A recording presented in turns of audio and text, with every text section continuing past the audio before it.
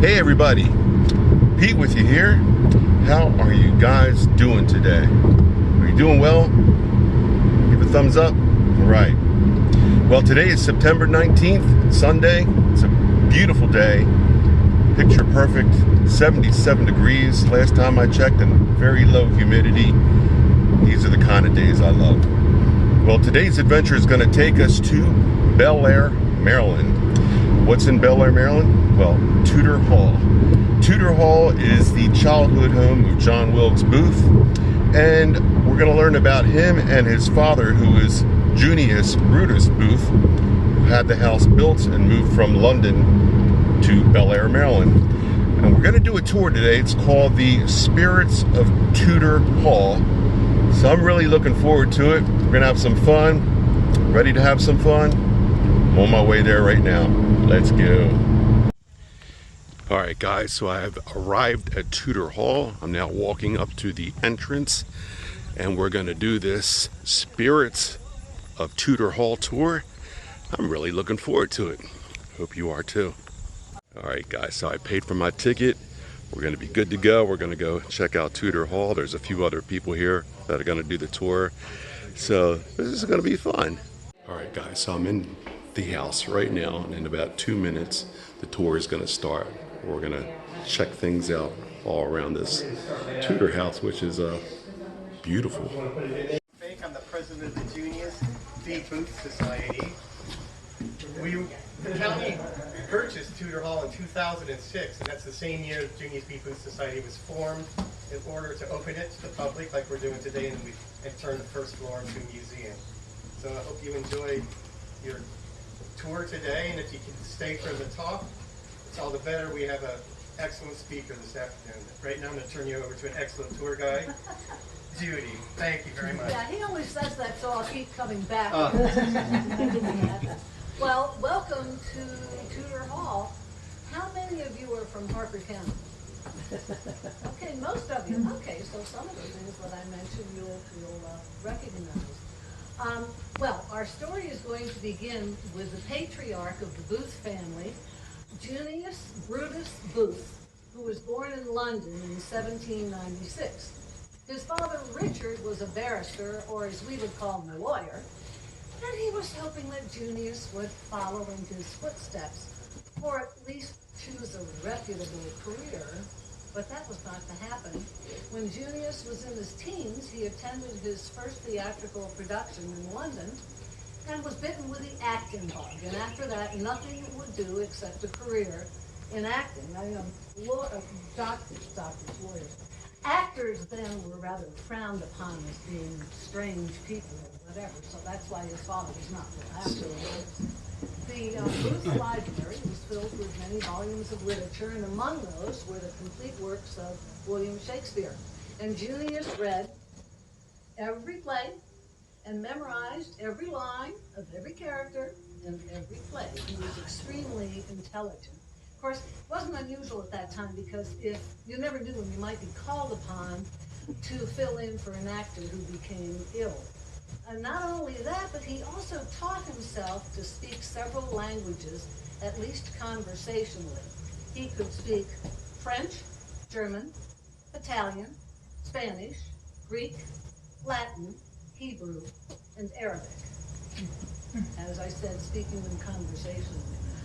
By the time he was in his mid-20s, he had only one serious rival on the stage, and that was an actor by the name of Edwin King, who was about 10 years older than Junius. And people were attending the theater, if they were Booth fans, if they attended a play that Edwin was in, they would throw rotten fruit and eggs and whatever up on the stage. And it's a little rowdy back in those days. But maybe football games are the same today. I don't know. Junius was in Europe on tour, mainland Europe, and he met a young woman there named Adelaide Delanoy in Brussels, Belgium. They fell in love, and he brought her back to London with him. That was in 1815, and they were married, and they had 2 children, a girl who died in infancy and a son who survived and was named Richard after his grandfather. Well, things were going along very well for Junius, but you know, fate has a way of stepping in and changing the course of events. And fate, in this case, came in the form of a lovely 18-year-old young woman named Mary Ann Holmes. She sold flowers in Covent Garden to theater goers, and Junius stopped and struck up a conversation with her and bought some flowers, and one thing led to another, and they fell in love. Well, Junius already has a family, so we have a little problem here, but we don't let a little thing like this stop us. Junius found ways to spend time with Mary Ann. He would tell Adelaide that he was going off to perform in the countryside, the hamlets in the countryside, and he'd pack his trunk with his costumes and his makeup and get away for a few days with Mary Ann. And this went on for a while until he realized that he really wanted to spend the rest of his life with Mary Ann. But he couldn't very well do that in London or England or Europe for that matter. And so he decided to come to America. I should mention that Mary Ann was pregnant by this time, so the decision had to be made. He told Adelaide that he was going to try his luck in America to get out from under the shadow of his rival Edwin Booth, and also, of course, the real reason being to hide his new affair and new family. Well, they came to America in 1821 and landed in Norfolk, Virginia, and immediately went to Charleston, South Carolina, where their first child was born, a son named Junius Brutus Booth, Jr., or as the family called him, just June, J-U-N-E. Junius began acting immediately. He had no trouble finding jobs because his reputation had preceded him, and theater owners were delighted to hire him. Not long after that, he relocated his new family to Baltimore to be more centrally located on the eastern seaboard for touring from Boston to New York and Philadelphia, Baltimore, Washington, Richmond, and other areas south. And then not too long after they settled in Baltimore, he looked around for a place in the country, somewhere to get away from the hot summers in Baltimore when many theaters would be closed during the summertime. He made his way to Harford County and bought about 170 acres of undeveloped land. And what we have left here now are 8.3 acres of the original tract of land.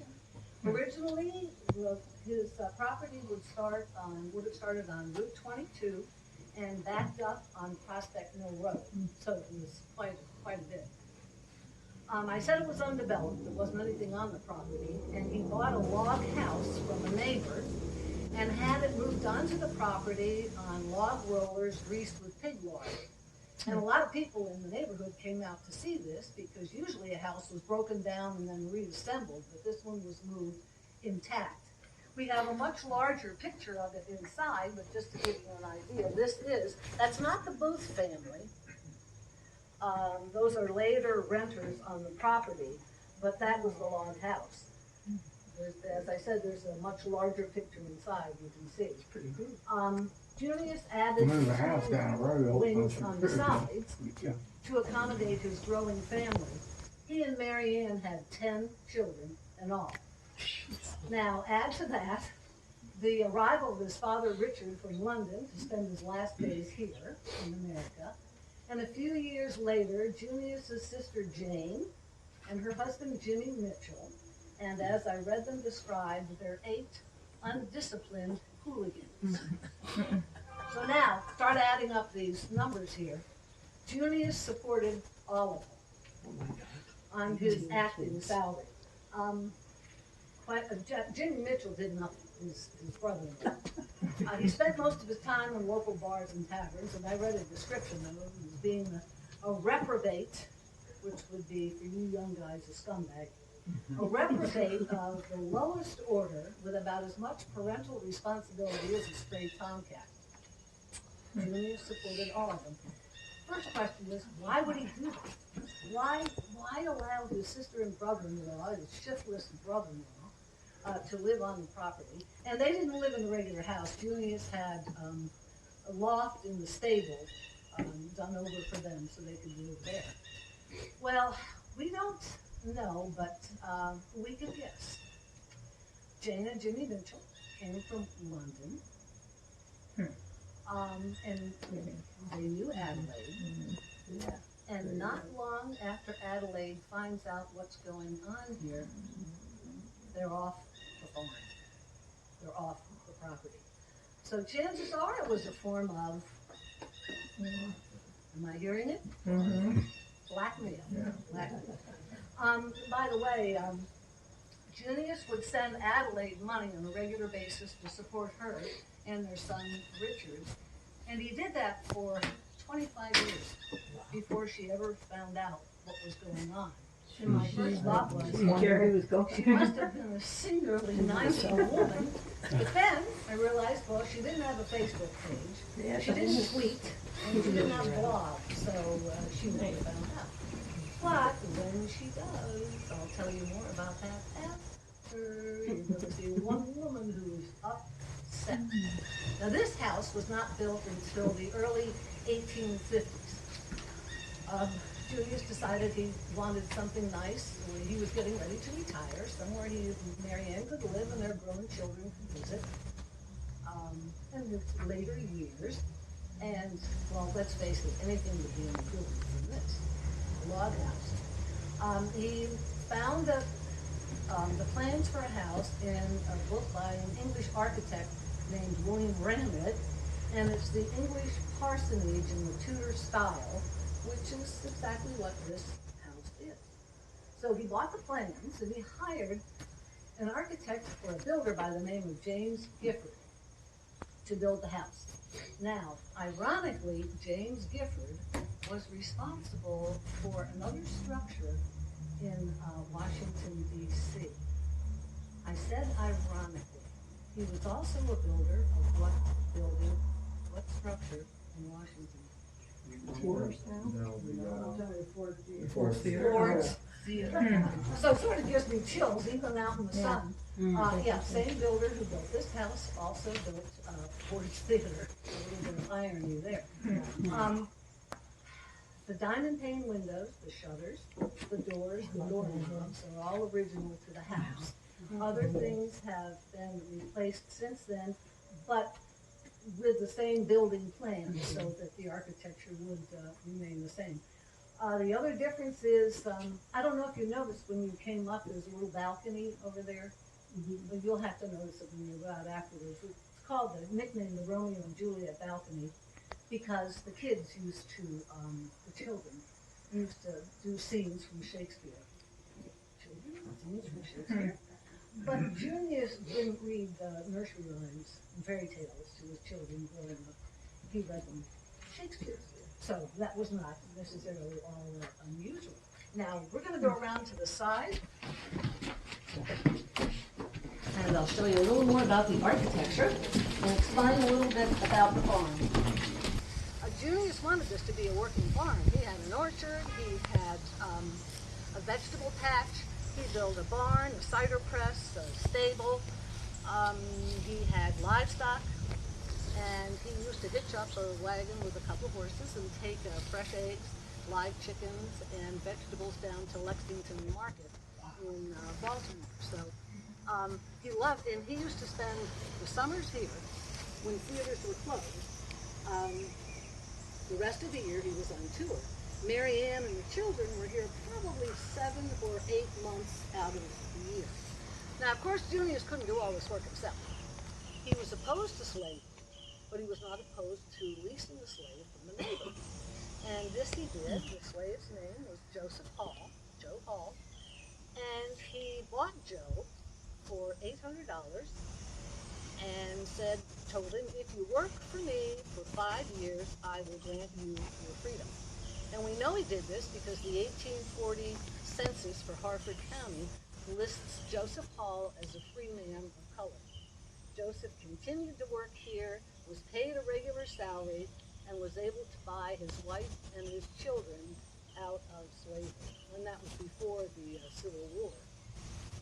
Now, the house remained in Booth hands until 1878, when it was sold to a wealthy widower by the name of Samuel Kyle, who bought it for his bride, Ella. Samuel was 60 and Ella was 20. So I guess he figured it had to be a pretty good gift. Ella was delighted. She grew up on a neighboring farm. Her father was a tenant farmer for Junius Booth. And Joe Hall, that I had mentioned before, was the leader of the workforce here, and Mary Ann depended upon him totally when Junius was away or couldn't be here. Joe and Annie Hall lived above what was a detached kitchen. I'll show you where the separation was when we go inside. In the peaked roof there, it's a little hard to see with the foliage, but that's where Joe and Annie Hall lived. Ella, Samuel Kyle's wife, lived in this house longer than anyone else did.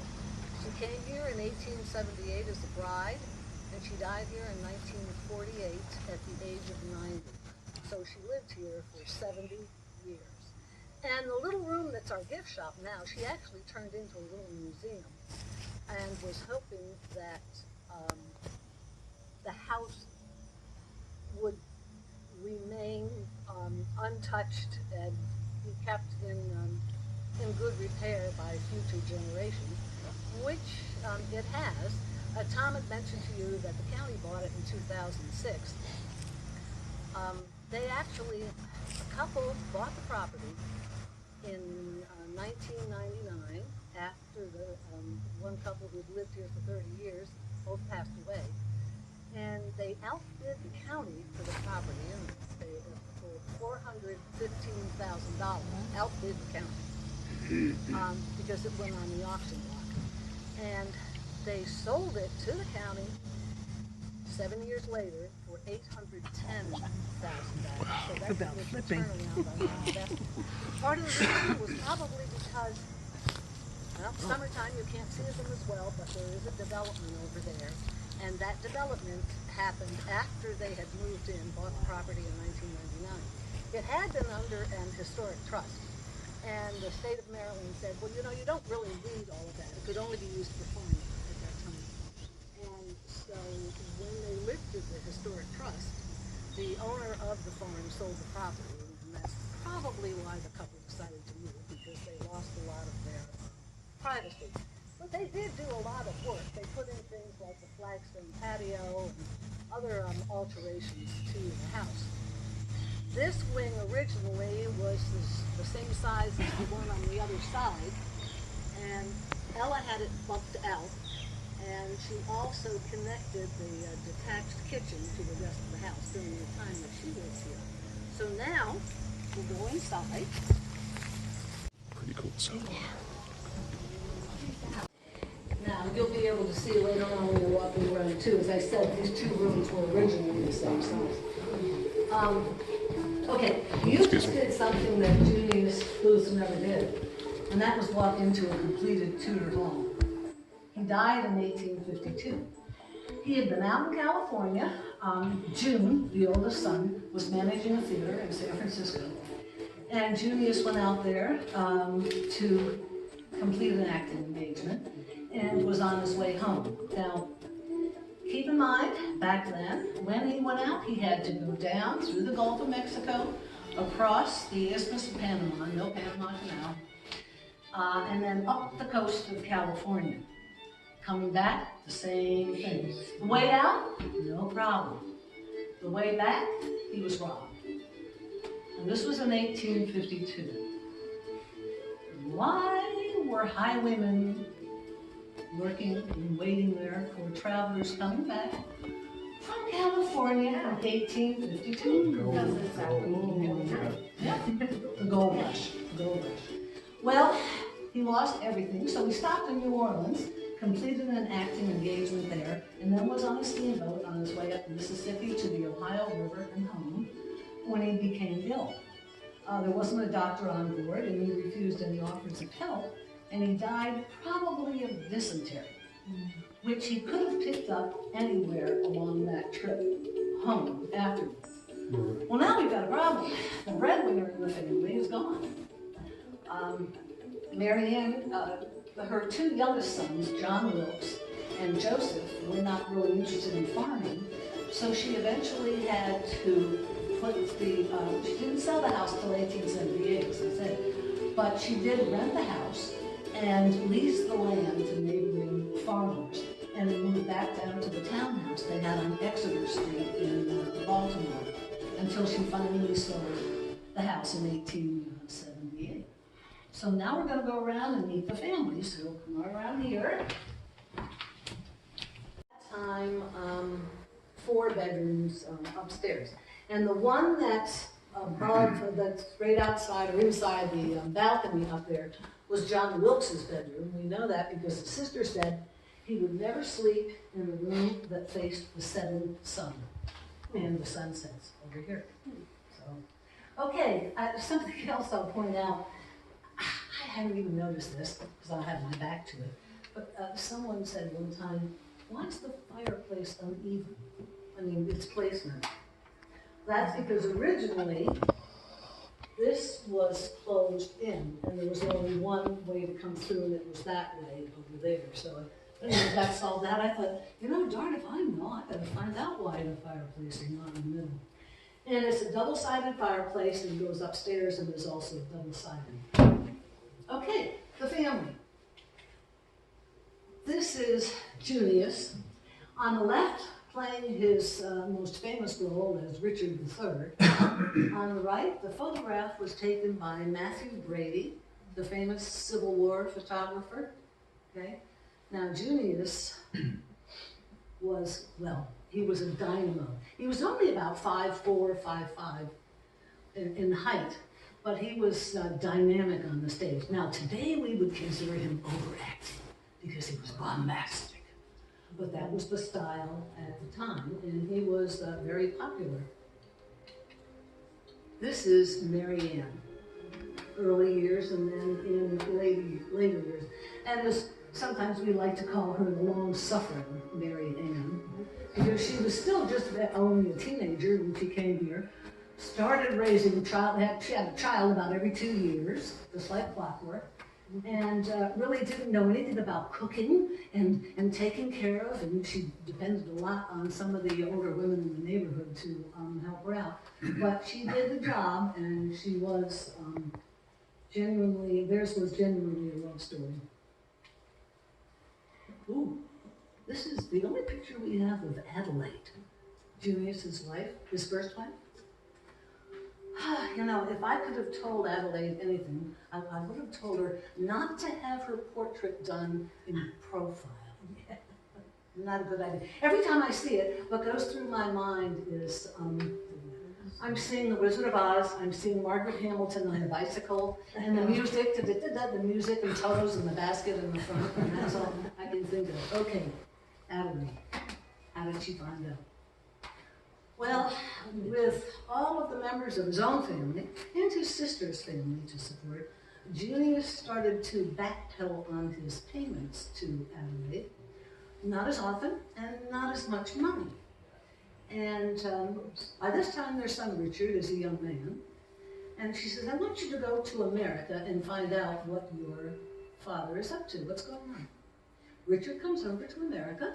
Junius takes him on tour with him, and of course never brings him out here to the farm.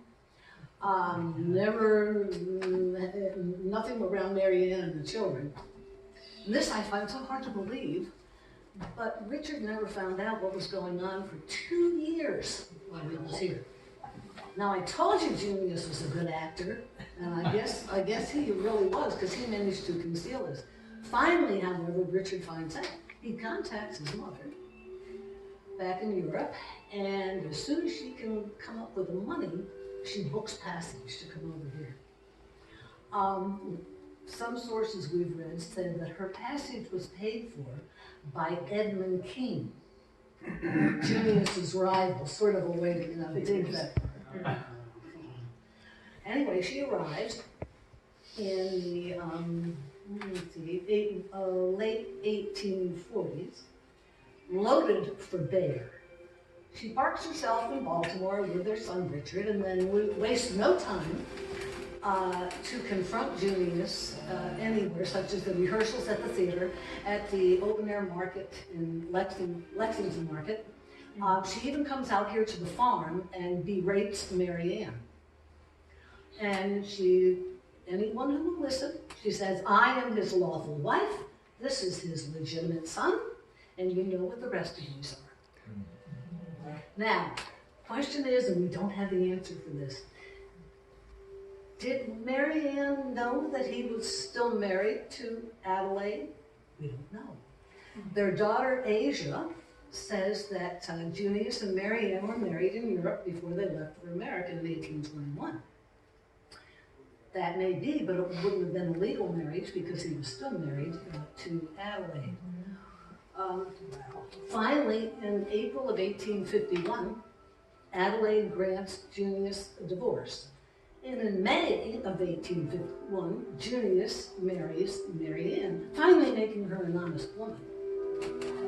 As a matter of fact, they were married on John Wilkes' 13th birthday. Adelaide remains in Baltimore, dies in 1858, probably of alcoholism, but can you blame her? I guess not. This is June, the oldest child. Junius didn't want any of his children to go into acting. It was a rough life. When he was on the road, guess what we have to remember is that they could travel back in the 1820s, 30s, and 40s, traveling conditions. The accommodations, you never knew what the hotels would be like. And when you performed in the theater, you didn't do the same play every night because the audience wouldn't come back, so you were performing different plays. And you were working with a stock company. In other words, they were the local actors in that city, so you were always working with people that you did not really know. It was a rough life. So what does June do? Go into acting, which shows you that children did not listen to their parents any better back then than they do today. June was a pretty good actor, but he found his real niche in theater ownership and management. He was married 3 times. Second marriage was without benefit of a divorce from the first. So I guess the apple doesn't fall far from the tree. 4 children, 2 went into acting. 2 of his children went into acting. This is the only picture we have of the second child, Rosalie, or as the family called her, Rosalie. She was very quiet, she never married, and she spent her entire life living with her mother and taking care of her mother. The next children, well, if you look up here, you see 1, 2, 3. This is a portrait of Mary Ann that Junius had commissioned after they came to America. 1, 2, 3, 4, 5, 6 children. 4 children died young. 2 of them here on the farm, at the ages of 2 and 4, of probably cholera. 1 in Boston when they were on tour, and the other child, the 4th child who died early on, died in England when they went over there. They had all been inoculated against smallpox, but it didn't take for him. His name was William Byron Booth. And you're thinking, he went to Europe with his family? Right. How did he get away with it? He actually had his picture taken, or a portrait done, with Adelaide while he was there. He hid the family somewhere. I'm surprised he didn't have huge ulcers, actually. But he managed to do it. This is the next child, Edwin Booth. Probably, other than his brother John Wilkes, the most famous of the Booth children because he too became an actor. And he learned at the feet of his father. He toured with his father when he was young. Mary Ann sent June first, and then when June became older, sent her son Edwin to tour with the father and said, make sure your father gets to the theater on time. He has his costumes, he has his makeup. Make sure he sends money home to mother. This was very important, of course. His first thought is, he's a grown man. Why does he need a babysitter? And especially one who's only, and Edwin started traveling, touring with his father when he was only about 13 years old.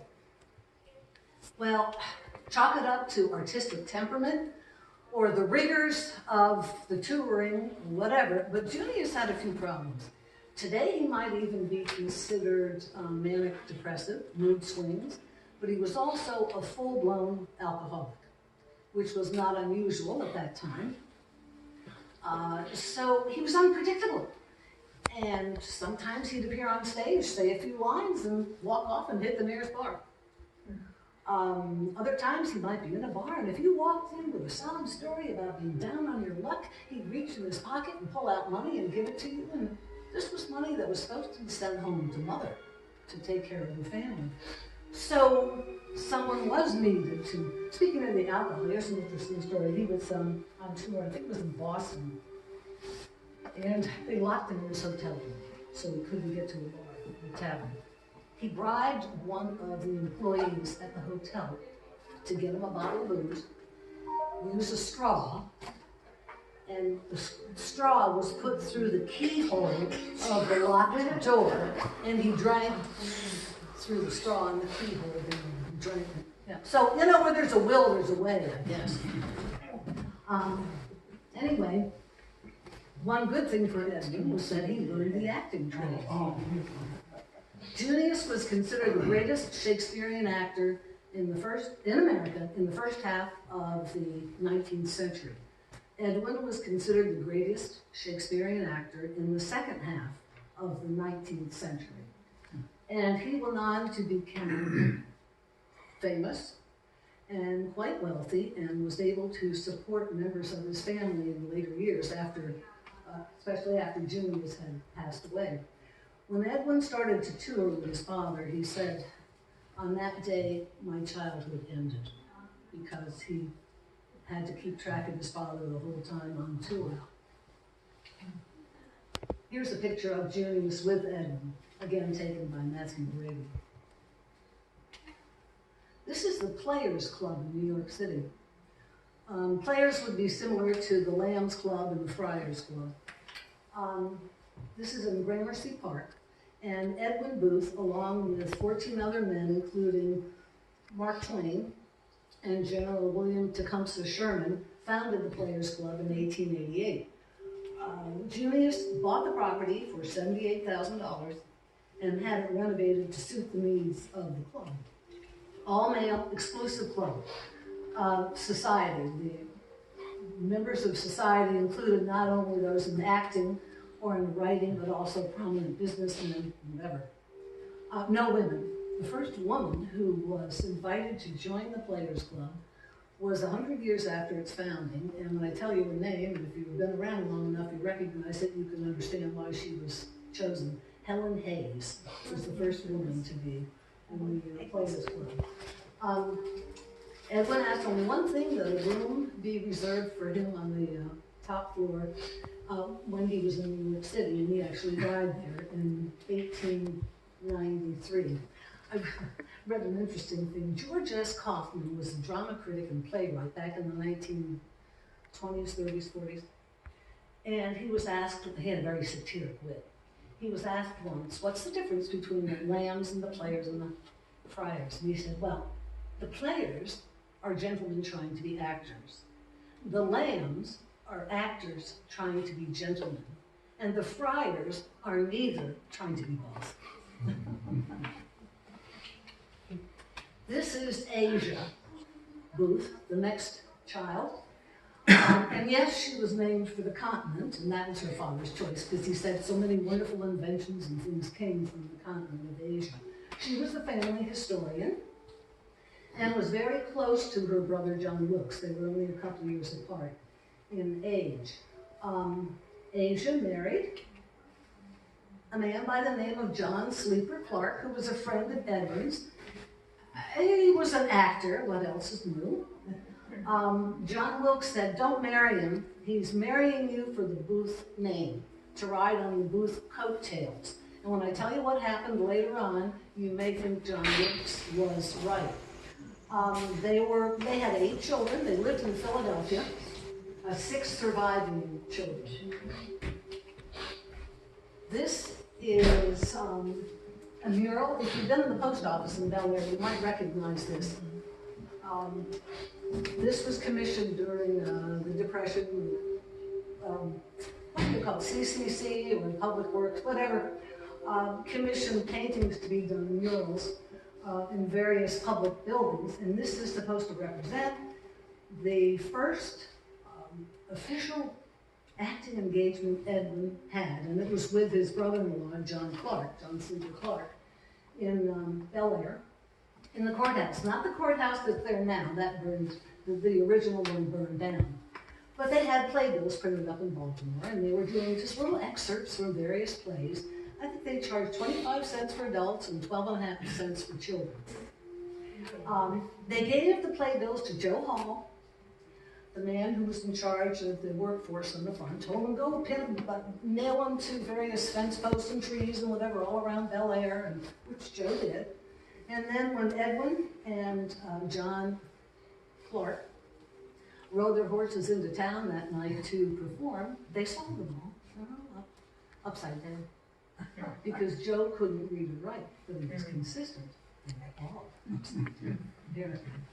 Anyway, I never paid attention to it immediately when I saw it, but if you notice, no one seems to actually be paying much attention in the audience. And I thought today they'd all be on their phones, their cell phones and whatever. I don't know whether the author had, or the artist had a sense of humor or what. He was considered the handsomest man in America. Popular as an actor, but popular in the South, especially in Richmond. This was a house divided as far as the Civil War was concerned. He was a staunch Southerner, probably influenced a great deal by the people he went to school with when he was here, Southern plantation owners' children. He actually attended school with a nephew from Robert E. Lee, but he was definitely a staunch Southerner. Edwin was a staunch Northerner. He voted once in his life, and it was for Abraham Lincoln. Junius also worked with his father on creating, this house was a link at one time to the Underground Railroad, helping slaves escape over the line into Pennsylvania. A party would be, someone had a party, John Wilkes was invited, every head would turn. One man even said, another fellow actor said, if I were a woman, I'd be in love with him. And they used to have to surround his dressing room after the performance because of all the women, gathering all around it and whatever and helping to get out. They were extremely popular. But you know what happened, and his acting career also cut short at the age of 26. He and Asia used to spend a lot of time, they'd go to church socials in Bel Air, out to Rock State Park for picnics, ride their horses around the area. Actually, John Wilkes and his younger brother, and another thing about John Wilkes, supposedly, the two most photographed people during the period of the Civil War, Abraham Lincoln and John Wilkes Booth. Isn't that weird? This is the baby of the family, Joseph. John Wilkes and Joseph both attended Bel Air Academy in Bel Air for a while. Joseph also tried his hand at acting, but his brothers said, yeah, you might want to consider a different career. He eventually became a doctor. Everything, and he's the only one who lived into the 20th century. He died in 1902. Everything changed for this family on April 14th of 1865, just to give you some idea. June was in Cincinnati completing an acting engagement, and he had to get back to the hotel, pack his bags, sneak out a back door and get a train to Philadelphia to where Asia and her husband John Clark lived. A mob had formed out in front of the hotel. There was a booth. He was considered complicit. Edwin was in Boston, but he was not detained for very long because he was known to be a staunch Northerner and had many friends in the Union. John Clark, Edwin, June, and Asia's husband, John Clark, were both arrested and spent several weeks in Old Capitol Prison in Washington, D.C., until they discovered that they were not complicit in the assassination. And when John Clark got back to Philadelphia, to his home with Asia, what do you think he asked her for? Nobody? Nobody wants to guess. A divorce. A divorce. So suddenly having the Booth name wasn't such a good thing to have. And so that's why I said maybe John Wilkes was right. John Clark moved, Asia said no, by the way. She moved with John and their children to England. When she passed away, she was just devastated by all of this. And when she died, her body was brought back here, and she was buried in Greenmount Cemetery with the rest of the family. Mary Ann and Rosalie were in New York City. Edwin contacted them and had them come to Philadelphia to also be with Asia and John Clark. Asia was pregnant with twins when this happened too, so it was a difficult thing. I'm going to leave you with one other little story, and you may already know it, but it's very interesting. Jersey City, New Jersey, train station. Early in the 1860s, Edwin was there in the train, and it was a busy day, crowded on the platform, and people jostling, and one young man standing near him was inadvertently, not on purpose, pushed so he almost fell off the platform and onto the rails below. And Edwin grabbed him by the collar and pulled him back. The young man knew who Edwin was. Edwin had no idea who he was. And a couple years later, a friend of Edwin said, do you know who that young man was that you rescued that day, saved that day? Robert Todd Lincoln. Now, every time I tell that, it gives me shivers. And Edwin supposedly said, well, at least one Booth did something good for Lincoln. So, anyway, thank you for being such a good audience. And I want to give you time to walk around and see a few things. And those of you staying for the speaker, that'll be in about 15 minutes. So, thank you very much. Thank you, Judy. If you have any questions, feel free to ask Judy. Yeah, ask you're walking around or whatever. Al, thank you. Really. So now we're walking around checking out things in the house here. They have a lot of displays, as you can see. There he is. All right, we're going to be starting. Some other pictures down here. And they're getting ready to do another talk in the room there, which I'm not going to be part of, but what we saw was very interesting and heard. I learned a lot of things coming here.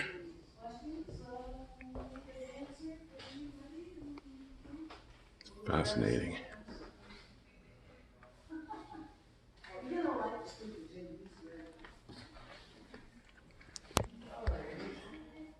Here we have theatrical friends of the Booths.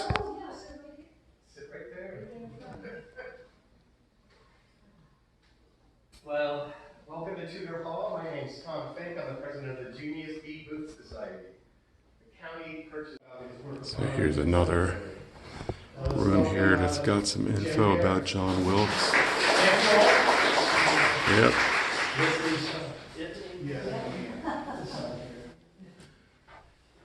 And here in this case, there's a few things. Sorry about the lights, guys. I'm trying to be quiet too, because they started the other talk. But over here, that is a brick from the Montgomery Theater in Montgomery, Alabama, where John Wilkes Booth debuted as a star actor under his real name. There's a brick there.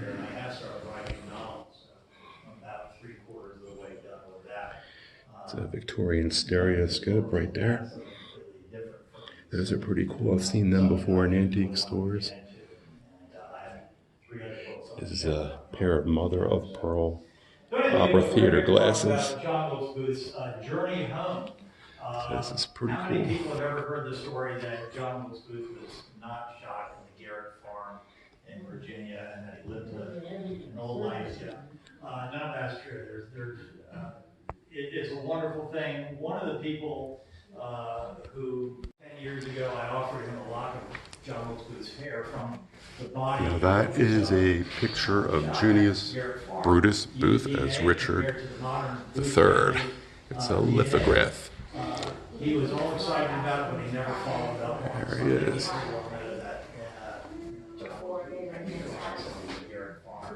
All right, guys, so now we're going to head outside, take a walk around the grounds. So here's a look at the front. We were out here earlier during the tour. As you can tell, this tree right here, this is a very old tree. Check out the grounds though. Right down there, that's the way that you come up. This is Tudor Lane, I believe. Very nice. Now this little patio area here, as we learned during the tour, was put in by other owners.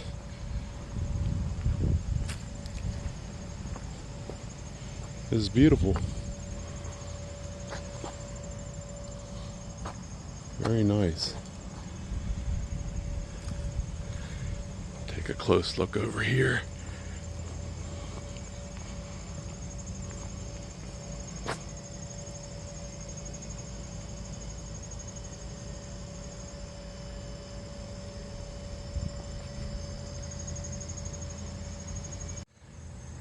Now we're walking around back here.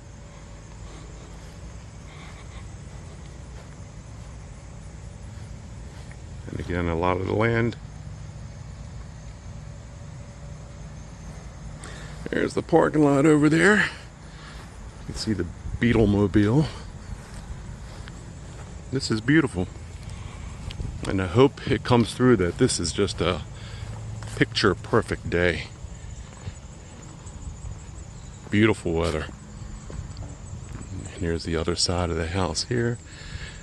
Check out that balcony up there.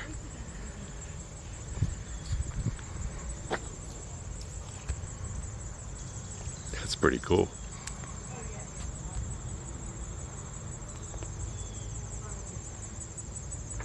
I had a great time today coming up here.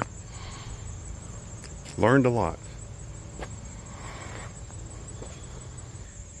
Alright guys, that's going to do it for today. I really hope that you enjoyed coming up here and checking out Tudor Hall.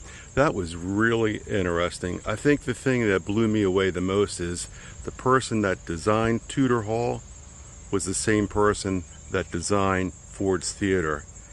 How ironic is that? That's kind of gives you the chills there. But beautiful home up here in Bel Air, Maryland. If you're ever up here, be sure to check it out. It's very interesting, and take the tour because you will learn some things like I did that are truly fascinating and very interesting. So I want to thank you all for watching. I'm going to make my way back to the car right now, and there will be more coming up very soon. It's getting closer and closer to Halloween, so got some Halloween type things coming up as well.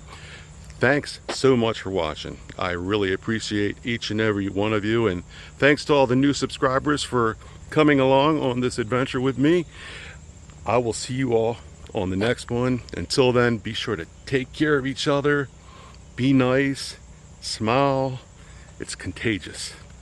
So until the next one, this is Pete saying peace. See ya.